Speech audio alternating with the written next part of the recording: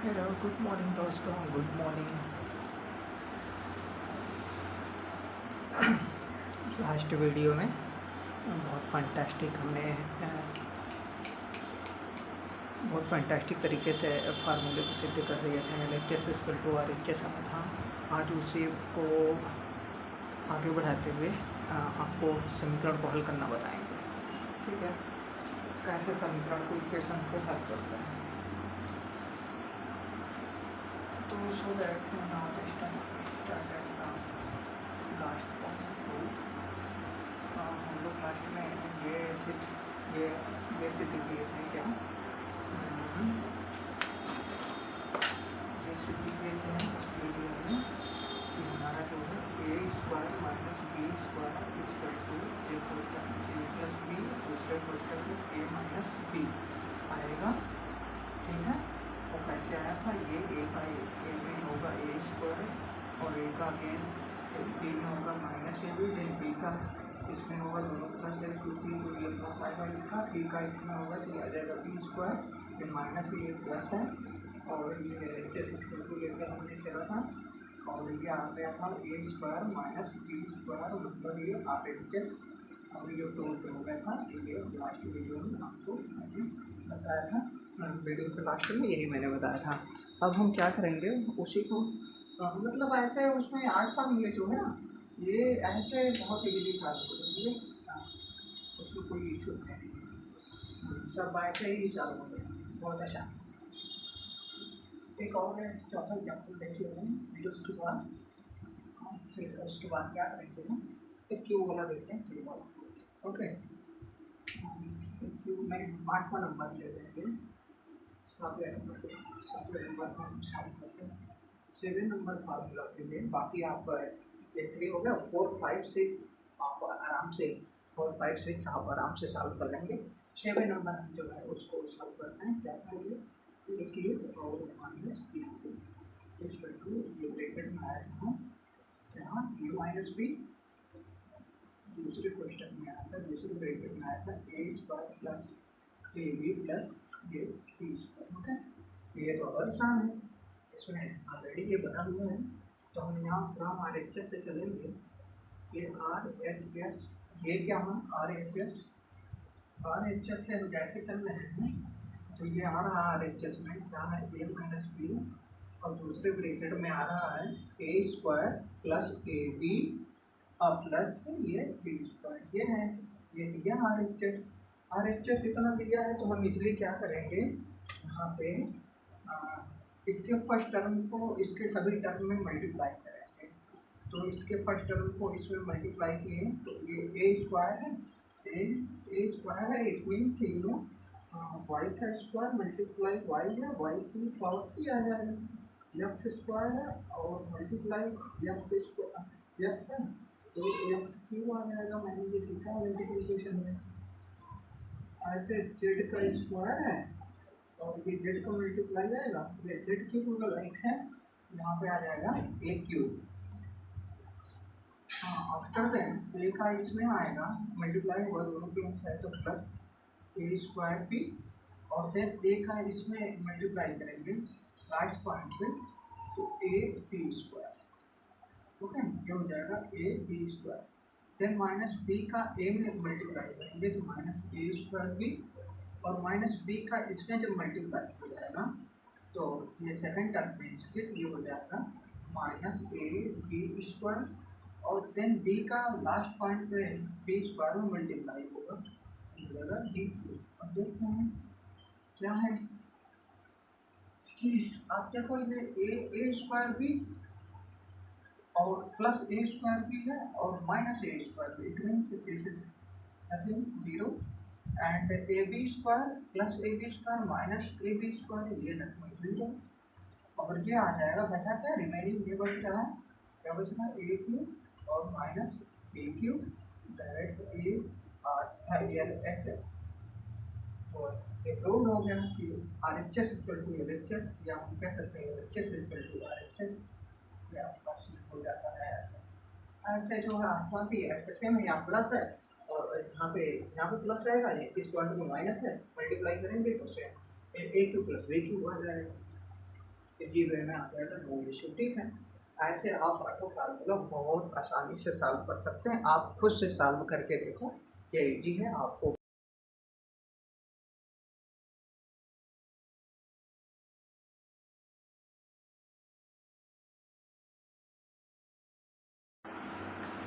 तो ऐसे क्या करेंगे हम, ऐसा मतलब आपने हमने आपको 4 3 2 1 3 1 4 4 ये सॉल्व कर दिए, 4 आप अपने खुद से ऐसे सॉल्व करेंगे। ठीक है, बहुत आसान है, बहुत इजी वे में आप सॉल्व कर लेंगे, कोई दिक्कत नहीं है। अब हम यहाँ से जस्ट आगे बढ़ेंगे समीकरण को हल करना, समीकरण को हल कैसे किया जाता है। ठीक है, क्योंकि जैसे जैसे बढ़ेंगे हम जो है सीखते चले जाएंगे सारे। समीकरण हल करना, बार बार क्वेश्चन में आता है समीकरण हल। किसी चीज़ को हल करना मतलब क्या होता है, हल करना इन सेंस क्या करेंगे, जैसे कहेंगे हम what is the means of समीकरण हल करना। ठीक है, समीकरण हल करने का मतलब ये होता है, मैं आपको ऐसे बता रहा हूँ, वर्बली बता रहा हूँ आपको। समीकरण हल करने का मतलब सिर्फ ये है कि उसमें जो वेरिएबल है उसका वैल्यू कितना है। उसमें अगर x है, x इक्वल टू कितना आएगा, y है तो y इक्वल टू कितना आएगा, अगर z है तो z इक्वल टू कितना आएगा, x इक्वल टू 10 आया, y इक्वल टू 14 आया, या z इक्वल टू 13 आ रहा है, कितना आ रहा है उसका वैल्यू फाइंड आउट करना होता है। समीकरण हल करने का मतलब सिर्फ ये है। अब जैसे कि है सिंपल सिंपल सा उसका एक एग्जांपल के साथ हम समझेंगे उसको। एक सिंपल एग्जांपल लेके समीकरण करना। एक एग्जांपल ले इसका फर्स्ट एक एग्जांपल लेते हैं, ये कैसे समीकरण आपको सिंपल सा x plus 5 equal to suppose. ठीक है, ये समीकरण होगा। समीकरण कैसे होगा, यहाँ पे एक बराबर का चिन्ह है, इसके लेफ्ट में कुछ वैल्यू है और इसके राइट में कुछ टर्म है, तो हम ये समीकरण होगा। इसमें इक्वल टू सिंपल है, इसके लेफ्ट में कुछ है और इसके राइट में कुछ है। जैसे अभी a प्लस बी का होल स्क्वायर में हमने देखा इतना बराबर इतना था, ऐसे ये भी है। यहाँ पे x प्लस 5 इक्वल टू 7 है। अब इसी को बोलता है ये समीकरण को हल करिए, तो समीकरण को हल करिए, solve the equation, solve the equation, समीकरण को हल करिए। ऐसे बना देता, उसमें ढेर सारा क्वेश्चन 2 3 4 5 6 7 8 9 10। तो ये एक वेरिएबल में समीकरण है। अभी ये जो देख रहे हैं हम, इसमें एक वेरिएबल और फिर 2 वेरिएबल में समीकरण आएगा, 2 वेरिएबल वाले समीकरण आएगा। अभी एक वेरिएबल वाले समीकरण को हम हल करेंगे, तो सोल्यूशन भी इसका ये आएगा x प्लस 5 इक्वल टू 7 है, इट मींस x। जब भी समीकरण को हल करेंगे, ध्यान रखना, जब भी हम समीकरण को हल करेंगे तो उसमें जो वेरिएबल है x या y, क्या x या y या z, जो भी वेरिएबल है उसको हम लेफ्ट में रखेंगे, बाकी सारे जितने वैल्यू हैं उसको राइट में लेके चले जाएंगे। पक्षांतर विधि के तहत हम उसका सिंबल चेंज कर देंगे। पक्षांतर विधि क्या होता है, पक्ष का अंतर, पक्षांतर मतलब पक्ष का अंतर, मतलब लेफ्ट हैंड साइड से राइट हैंड साइड जा रहे हैं या राइट हैंड साइड से लेफ्ट हैंड साइड आ रहे हैं, तो उसका अपना एक रूल है। जब भी कोई वैल्यू हम यहाँ से राइट हैंड साइड लेके आएंगे तो इसका जो पर्टिकुलर सिंबल है, अगर वो प्लस है this is converted into minus, और अगर ये माइनस है तो this is converted into plus. क्या, जब भी कोई वैल्यू लेफ्ट से राइट जाएगा तो इसका सिंबल क्या हो जाएगा, चेंज हो जाएगा, या राइट से लेफ्ट में आएगा तो उसका जो भी सिंबल है वो चेंज होगा। कैसे, इस विधि से, प्लस है तो माइनस हो जाएगा, तो माइनस है तो प्लस हो जाएगा। तो यही चीज़ है, तो ये आ जाएगा यक्स, बाकी जो वेरिएबल उसको लेफ्ट में रखते बाकी वेरिएबल को राइट में लेके चले जाएंगे, तो ये हो जाएगा 7 और ये -5। तो ये सिंपल है यक्स इक्वल टू 2। ये है समीकरण को हल करना, सेंस यही आता है, ये आंसर आ जाएगा x इक्वल टू 2। आपको बोल होता है x इक्वल टू 2, यही है ना, बहुत आसान है। ये फॉलो करेंगे क्या कि जब भी हम समीकरण को हल करेंगे, कोई भी टर्म को अगर हम लेफ्ट से राइट लेके जाएंगे या राइट से लेफ्ट लेके आएंगे तो उसका जो सिंबल है उसको चेंज कर देंगे। वो प्लस है तो माइनस कर देंगे और माइनस है तो प्लस कर देंगे। ये है पक्षांतर की विधि, ऐसे करते हैं। ठीक है, तो क्या गया नेक्स्ट एक एग्जांपल और हम देखते हैं। एग्जांपल से ही सारी चीज़ें अलजेब्रा आप सीखते चले जाएंगे, सीखते चले जाएंगे। सेकंड है क्या, सेकंड हम जैसे लाइक यहाँ पे और दूसरे नंबर का क्वेश्चन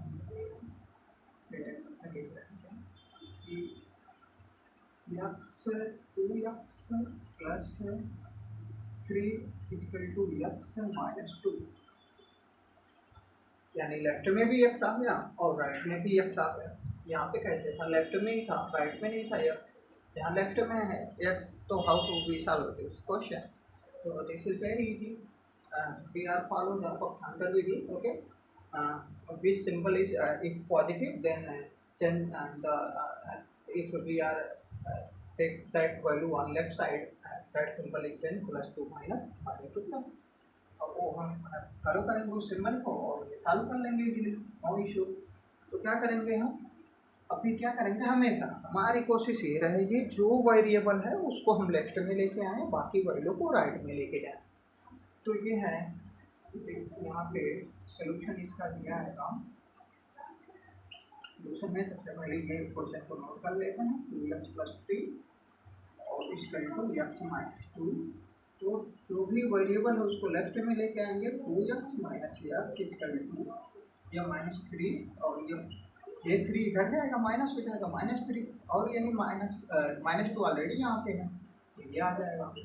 तो ये सिंपल 2x में से x जाएगा, ये x आएगा तो ये -5 x इक्वल टू क्या आ जाएगा -5, ये x इक्वल टू -5 आ।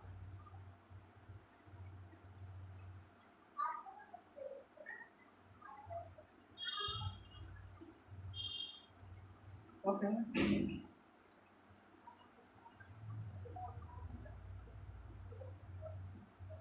देखो संकट को हल करने का मतलब x की वैल्यू आता है।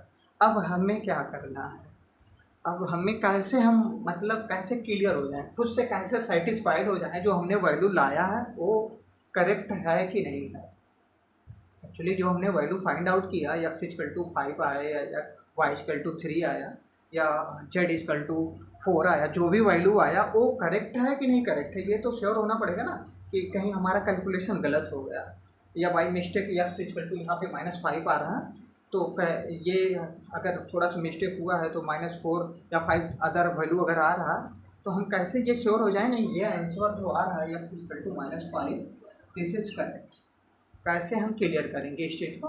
तो ये इजी है, क्या करेंगे बहुत आसान है, इसी वैल्यू को क्या करेंगे जो इक्वेशन है जो समीकरण दिया है उसे इनपुट कर देंगे, x इक्वल टू -5 आ गया तो क्या हो जाएगा दोनों साइड का वैल्यू यहाँ पे अगर पुट कर रहे हैं तो दोनों साइड का वैल्यू आ जाएगा 0।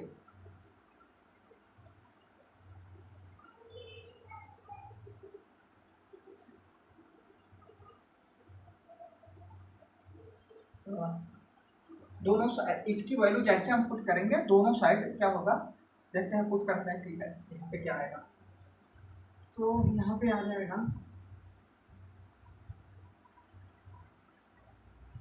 दोनों साइड वैल्यू बराबर आनी चाहिए, या तो 0 आ जाएगा या समथिंग नंबर आएगा। ठीक है, देखा x इक्वल टू -5 यहाँ पे पुट करेंगे तो आ जाएगा ये 5 दूनी 10 -10 प्लस 3 इक्वल टू यहाँ पे आ गया -5 और -2। ओके, यहाँ पे देखो -7 आ गया। ओके राइट, दोनों साइड वैल्यू वही आना चाहिए, या तो 0 आ जाए या तो 5 आ जाए या तो 10 आ जाए, ऐसे आ जाना चाहिए। तो यहाँ पे क्या करेंगे, यहाँ पे आ जाएगा -7 इक्वल टू और -5 -7 आ गया ना करेक्ट। लेफ्ट में जो वैल्यू है वही राइट में वैल्यू है। अभी इससे पहले हम यही चीज़ सॉल्व भी कर रहे थे, जो लेफ्ट में वैल्यू आना चाहिए वही राइट में वैल्यू आए, तो ये सॉल्व हो गया। और यहाँ पे 2 आया था, अब यहाँ पे हम पुटअप करके देखेंगे, यहाँ पे पुटअप करेंगे x इक्वल टू 2 आया था जो पहला क्वेश्चन है, तो x प्लस 5 इक्वल टू 7 है, तो x इक्वल टू 2 पुट करने पर यहाँ पे put on the equation then 2 + 5 LHS हमारा क्या है, LHS हमारा है x + 5 = x + 5। तो यहाँ पे 2 पुटअप किए, 5 आ गए, ये राइट में 7 है, 7 आ गया आंसर। तो जो भी वैल्यू हम निकालेंगे, अगर वो वैल्यू हम वहाँ पे पुटअप करेंगे, अगर वैल्यू सेम आ रहा है लेफ्ट साइड और राइट साइड, इट मीन्स जो हमने वैल्यू फाइंड आउट किया, समीकरण का जो हल निकला x = 3 4 5 6 7 8 9 10 जो भी है वो करेक्ट है। ओके, तो ये एक चर में रैखिक समीकरण इसको बोलते हैं। इस चीज को एक चर में रैखिक समीकरण बोलते हैं। रैखिक समीकरण क्यों बोले, ये क्लियर करूंगा मैं। रैखिक समीकरण मीन्स यहाँ पे जो इसकी x की पावर है ना, ये 1 है। जहाँ रैखिक समीकरण मीन्स ये होता है linear equation. Linear equation means जो इसमें वेरिएबल है इसकी पावर 1 है, ऑलवेज x की power 1। It means this is रैखिक समीकरण। रैखिक समीकरण सेकंड आता द्विघाती समीकरण। ठीक है, तो ये रैखिक समीकरण को हम ऐसे ही हल करते हैं। ओके, ये है आपका रैखिक समीकरण। रैखिक समीकरण लाइनियर इक्वेशन, ये सॉल्व हो गया। ऐसे ये दो एग्जांपल हमने देख लिया। तीसरा एग्जांपल देखते हैं y के टर्म में। तीसरा एग्जांपल y के टर्म में देखेंगे।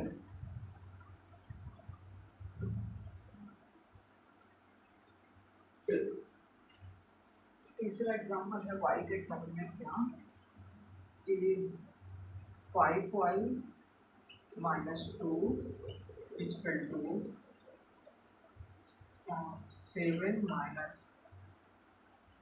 2। ओके, इजी है। तो हमेशा क्या करेंगे, ऐसे देखो, इधर भी वेरिएबल इधर भी वेरिएबल। वेरिएबल को हमेशा लेफ्ट में लेकर आएंगे पक्षांतर विधि को ध्यान में रखते हुए। पक्षांतर विधि क्या है हमारा, कि अगर ये लेफ्ट से राइट में आएगा, राइट से लेफ्ट में जाएगा, तो जो भी पार्टिकुलर टर्म को हम लेके आ रहे हैं उसका सिंबल चेंज कर देंगे। तो हाँ, तो फर्स्ट ऑफ ऑल हम क्या करेंगे, यहाँ पे ये क्वेश्चन को नोट करेंगे, सोल्यूशन यहाँ पे लिखेंगे। ओके, यहाँ पे 5 - 2 = 7 - 2y। ओके, तो दिस इम्प्लाइज दैट 5y को इधर ही रहने देते, वेरिएबल को इधर लेके जाएंगे। यहाँ पे एक वेरिएबल -2y है, इसको लेके आ जाएंगे, तो माइनस है, ये +2y हो जाएगा। और ये +7 है, ये -2 है, उधर जाएगा +2 आ जाएगा। It means 5y 2y, this implies that 7y = 9। This implies that y = 9/7। ये हो गया आंसर। ये वैल्यू यहाँ पे पुट अप करेंगे तो जो लेफ्ट में है वो राइट में आ जाएगा। न्यूमरेटर अपॉन डिनोमिनेटर के टर्म में आ गया हो, नो इशू, ऐसे आते रहेंगे, कोई दिक्कत नहीं। ये तीसरा इक्वेशन हो गया। जेड के टर्म में देखते हैं।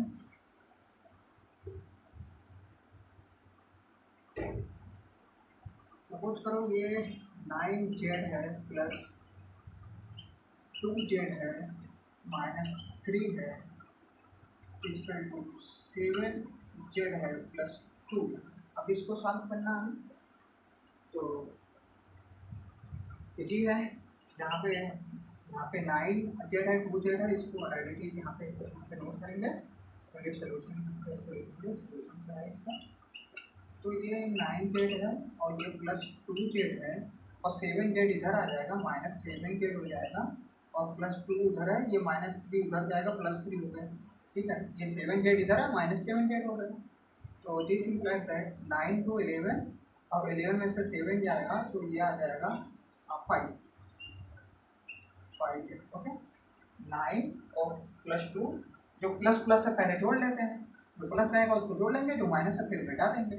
तो 9 to 11 हो गया और ये -7 जाएगा। ठीक है, यहाँ पर 7 4 11 4 आएगा। ओके, 4 7 4 11 होगा, ये 4z आएगा।